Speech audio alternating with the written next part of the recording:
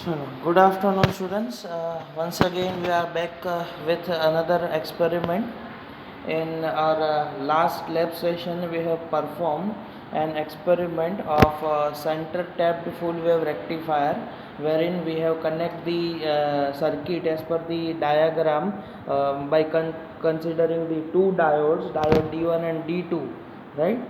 And we have determined the value of ripple factor, because we know that the rectifier that converts the AC input into the pulsating DC output, and that ripple factor has been calculated by means of with and without filter, wherein we have used the capacitor as a filter. So in this session also there is another type of full wave rectifier, which is known as a bridge rectifier, that we are going to perform. The main difference between this full wave rectifier and bridge rectifier, center tapped full wave rectifier and bridge rectifier, is what?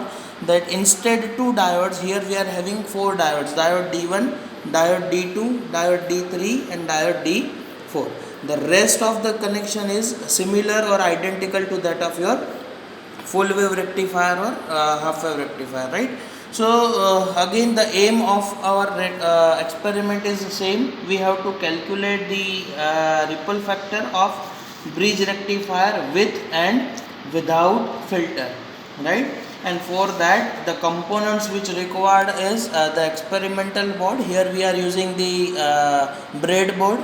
Then four number diodes in 4 quantity, then resistor of 1 kilo ohm, one capacitor of 100 microfarad or 25 volt, this capacitor that we will use as a filter, then the step down transformer, and we requires the multimeter to measure the output, and will require some connecting wires, right?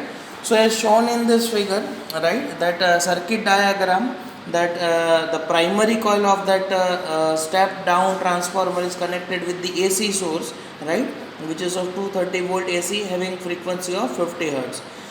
And the secondary coil, so secondary coil is connected with this diode, 4 diode, along with this load resistance RL. And in parallel to this load resistance, we will connect the output voltage, or we can say the voltmeter, to measure the output of this rectifier or output that we will obtain from this bridge rectifier, right?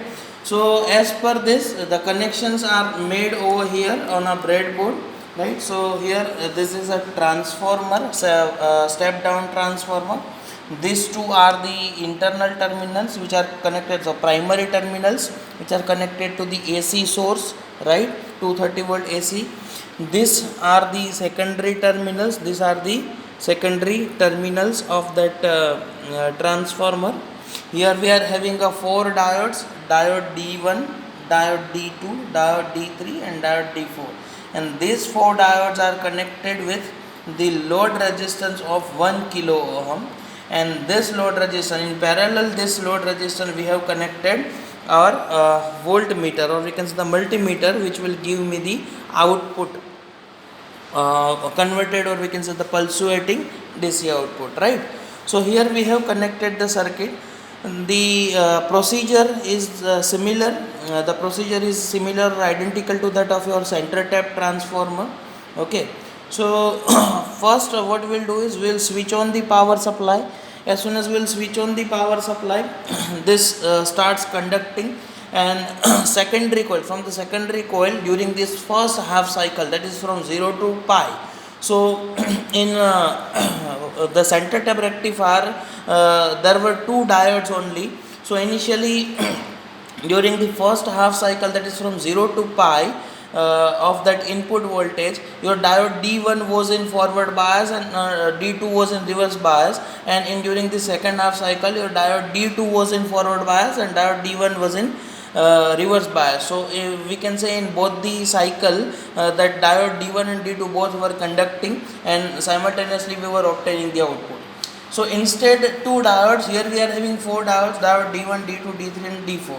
So in this case also, during the first half cycle, that is from 0 to pi, during first half cycle of your input voltage, that is 0 to pi, the diode D1 and diode D3, these two both will be in forward bias, and diode D2 and diode D4, these both will be in the reverse bias condition, right? So initially during the first half cycle, diode D1 and D2 will be conducting, right, and as a result you will obtain an output. Now during the next half cycle, that is from pi to 2 pi, that diode D1 and D3, which were in forward bias condition during half cycle, first half cycle. So during second half cycle, these two diodes will be in the reverse bias condition, and diode D2 and diode D4, this both will be in the forward bias condition. So during the second half cycle, that is from pi to 2 pi, these two diode will be conducting. So as a result you will obtain the output. So we can say, just like center tap rectifier, here also we will obtain the output in both the cycle, right? So let us measure that during the first half cycle, how much amount of voltage is going to drop, or current which is going to pass through this load resistance, and simultaneously we will obtain the output, DC output, right? So this is the output voltage, that is without filter. We haven't considered, we haven't placed a filter, because the output is pulsating DC output, and the output voltage that you have observed is 4.95 volt. So in your observation table, you have to mention over here that your DC output voltage here, that is without filter, the DC output voltage will be of your 4.95, right? Now we know that the rectifier that gives us the DC pulsating output, right, and for other applications like amplifier, transistor, this pulsating wave or this pulsating output is becomes difficult, right? So it should not be a pulsating. So to remove this discrepancy, we'll place a filter. So here we have used a capacitor filter of 100 microfarad. So what I'll do is I'll connect this capacitor filter in parallel to this load resistance RL, right? So let me place a parallel to this.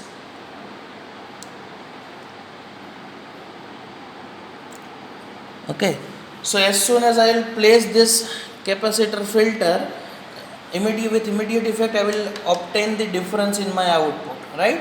So with filter, that output is 7.94. So in your observation table you have to write down that with filter the output voltage you have obtained is 7.94. So if graphically if you see in the waveform, right, if you plot a graph of this output voltage versus that of your time t, right, or we can say the AC, not output voltage, but if you see the VRMS, or we can say the AC, how this. So during this first cycle, this diode D1 and D2 are conducting.